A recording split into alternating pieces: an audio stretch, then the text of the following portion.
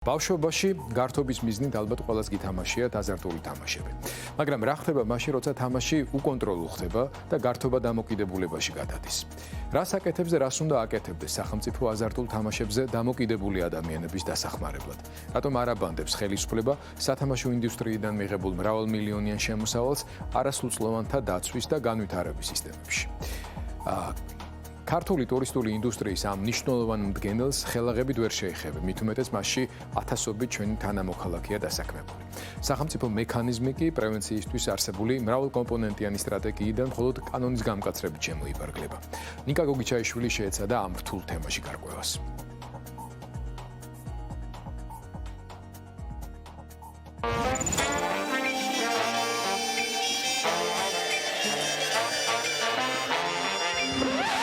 აზარტული თამაშები ჯერ კიდევ ჩვენს წელთაღრიცხვამდე გაჩნდა. მიუხედავად მისი ნეგატიური შედეგებისა, 1000 წლეულებს გაუძლო და დღეს 1000 გვარი ფორმით განაგრძობს არსებობას. აზარტულ თამაშებზე დამოკიდებულებას უშუალოდ თამაშის პროცესში განცდილი შეგრძნებები აჩენს. ფსონის დადებისას, კარტის დარიგებისას, ადამიანის სიამოვნებას განიცდის და ამ განცდაზე დამოკიდებული ხდება. ეს თამაშები უფრო მეტია ვიდრე უბრალოდ მოგება და წაგება. ეს შეიძლება იყოს მთელი შთამბეჭდავი გარემო, მოციმციმე ფერადი შუქებისა და ხმების შერწყმით. გამოკვლევების თანახმად, ეს შუქები და ხმები უფრო იზიდავს მოთამაშეს. მოგებასთან დაკავშირებული მინიშნებები კი ზრდის მღელვარებას და იწვევს მოთამაშეებს. გარე სამყაროსგან სრულიად გამოთიშულნი ჩაერთონ ვირტუალურ სამყაროში. თამაშის პროცესში ტვინში გამოიყოფა ნეიროგადამცემი დოფამინი, რომელიც ადამიანში აღძრავს სიამოვნების, სიხარულის განცდას და სურვილი უჩნდება კვლავ გაიმეოროს ესა თუ ის ქცევა. როდესაც ადამიანს დიდი ფულადი პრიზის მოგების მოლოდინი აქვს, დოფამინის გამოყოფა უფრო და უფრო იზრდება. გემბლინგის პრობლემის მქონე ადამიანებში ფულის წაგება დოფამინის ისეთივე გამომამუშავებელია, როგორც მოგება. შედეგად, პრობლემურ მოთამაშეებში დამარცხება თამაშის მიტოვების ნაცვლად მისი გაგრძელების უფრო მძაფრ სურვილს იწვევს. საქართველოში სათამაშო ბიზნესი წარმოუდგენელი სიჩქარით ვითარდება. 2019 წელს სათამაშო ბიზნესის ბრუნვამ 25 მილიარდი ლარი შეადგინა. ეს კი 2018 წლის მონაცემებთან შედარებით 87.3%-ით მეტია. სათამაშო ბიზნესი ვითარდება ამ ქვეყანაში უკიდეგანოდ. შესაბამისად, რის ხარჯზე ვითარდება? ვითარდება მომხმარებლების ხარჯზე, ხომ? აქედან გამომდინარე, როცა დგას ასეთი მძიმე რეალობა, კონკრეტულად ერთი რაღაცის გამოსწორებით, ან ორი რაღაცის გამოსწორებით, საბოლოო ჯამში დიდ შედეგს ვერ მივიღებთ. აქ არის ლაპარაკი კომპლექსურ მიდგომაზე. ჩვენთან სამწუხაროდ ამ პრობლემის მოგვარება ესმით კანონის გამკაცრებაში, თუმცა კანონი ძალიან სერიოზულად უნდა არეგულირებდეს, რომ დაბალი იყოს ხელმისაწვდომობა ასაკობრივი, გეოგრაფიული და ფინანსური. მაგრამ ჩვენთან ხედავენ კანონის გამკაცრებაში და ხმამაღალ კამპანიებში რომ ირბინონ და იყვირონ, რომ ეს ცუდია. კი ბატონო, ცუდია და რას ჩვები რომ ცუდია? ეხმარები ვისაც უჭირს. მე ბევრი მოზარდისგან მომისმენია. არ მინდა თამაში დავიღალე, მაგრამ რაღაც მეკაჩება. სახელმწიფო არათუ არ ზრუნავს ამ მიმართულებით ძალისხმევის გაძლიერებასა და ფინანსური რესურსების მობილიზაციაზე, არამედ წინა წელთან შედარებით მნიშვნელოვნად შეამცირა იმ კომპონენტის დაფინანსება, რომელიც ნივთიერება დამოკიდებულებისა და აზარტულ თამაშებზე დამოკიდებულების პრევენციას ისახავს მიზნად. 2019 წელს დაფინანსება შეადგენდა 163.500 ლარს, ხოლო 2020 წელს 70.000 ლარს. ერთადერთი სერვისია, რომელიც უფასოდ ემსახურება ახალგაზრდებს 14-დან 25 წლამდე, რომლებიც სწორედ არამარტო აზარტულ თამაშებზე, არამედ ნარკოტიკულ საშუალებებზეც არიან დამოკიდებული. ამ დროს სახელმწიფო დაფინანსება ამ სერვისმა ვერ მიიღო, ევროკავშირის ფინანსებით მოქმედებს ახლა, ესეც გათავდა და ფაქტობრივად ჩაიჩეხება, ვეღარ მოემსახურება ახალგაზრდებს. ჩვენ კარგავთ თაობას, კარგავთ ოჯახებს და დამოსახლებული სახკარდაკარგულები ეს კიდე სხვა თემაა. მთავარი პრობლემა სახელმწიფოებრივი ხედვის არის ის, რომ ჩვენ ვიღებთ კანონებს, ვდებთ თაროზე და შემდეგ მისი აღსრულება არ ხდება.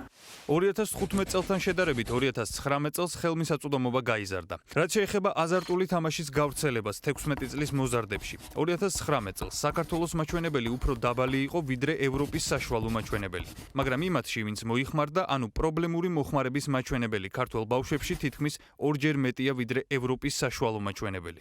14-დან 18 წლამდე ფოკუს ჯგუფზე თუ ლაპარაკობთ, 48% არის ჩართული ერთხელ მაინც უთამაშია ონლაინ.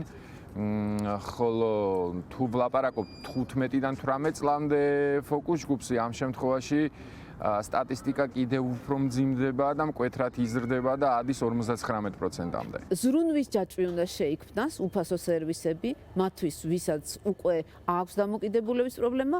პრევენციაზე როცა ვამბობთ, უნდა ვთქვათ, რომ ბავშვებს განვითარების საშუალება უნდა ჰქონდეს, ალტერნატიული, იქნება ეს სპორტი, უნდა იყოს ხელმისაწვდომი, სხვა, ასე ვთქვათ, აქტივობები უნდა იყოს ხელმისაწვდომი.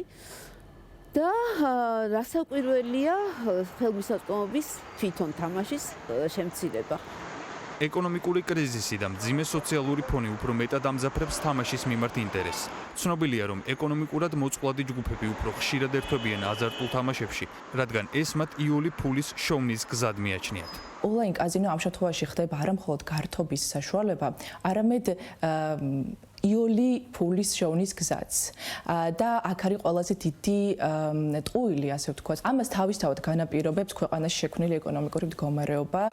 თამაშზე დამოკიდებულება ჯანდაცვის მსოფლიო ორგანიზაციის მიერ ერთ-ერთ დაავადებადაა აღიარებული და მას შესაბამისი კლასიფიკაციაც აქვს მინიჭებული. რაც სახელმწიფოების მიერ შესაბამისი ზომების განხორციელების წინაპირობა უნდა გახდეს.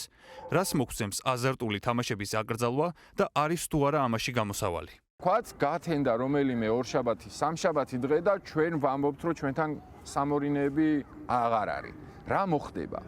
მოხდება ის, რომ დღეს არსებობს საქართველოში 1 მილიონი უნიკალური აკაუნთი, ნაწილი წავა იატაკქვეშეთში და კრიმინალში, რისი გამოცდილებაც საქართველოს უკვე აქვს და მეორე ნაწილი შედარებით უფრო ახალგაზრდაობა აბსოლუტურად წავა გლობალურ ბაზარზე. გლობალურ ბაზარში რას გულისხმობ? არ ითამაშებს პირობითად ვამბობ ქართულ ონლაინ სამორინეში, მაგრამ ითამაშებს საზღვარგარეთ. და ის ბრუნვა, რომელიც გვაქვს 25 მილიარდის სახით, ეს ნაწილი წავა ჩრდილოვან ეკონომიკაში და მეორე ნაწილი საზღვარგარეთ. სიუჟეტის გმირი, რომლის ვინაობასაც საზოგადოებაში არსებული სტიგმებისა და არასწორი შეხედულებების გამო შეგნებულად არ ვასახელებთ. დროებას უყვება თუ როგორ დაიწყო თამაში და რა გავლენა მოახდინა აზარტულმა თამაშებმა მის ცხოვრებაზე. 14 წლის ვიყავი, ჩემი უფროსი მეგობრები თამაშობდნენ რა ბალნს. და იმათ, ასე ვთქვათ, ვეგზავნებოდი ხოლმე. ჩვენთან რაიონში არ იყო და თბილისში ჩავდიოდი, დებდი და მიმქონდა რა, ასე ვთქვათ.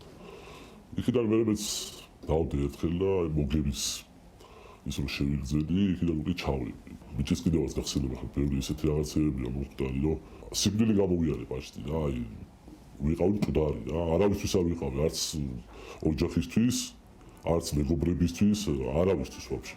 ბევრჯერ გამომგზებია და იავნად ვზნობ, რომ გაიხჩობი რა, ხელში გიჭეს რაღაც რა.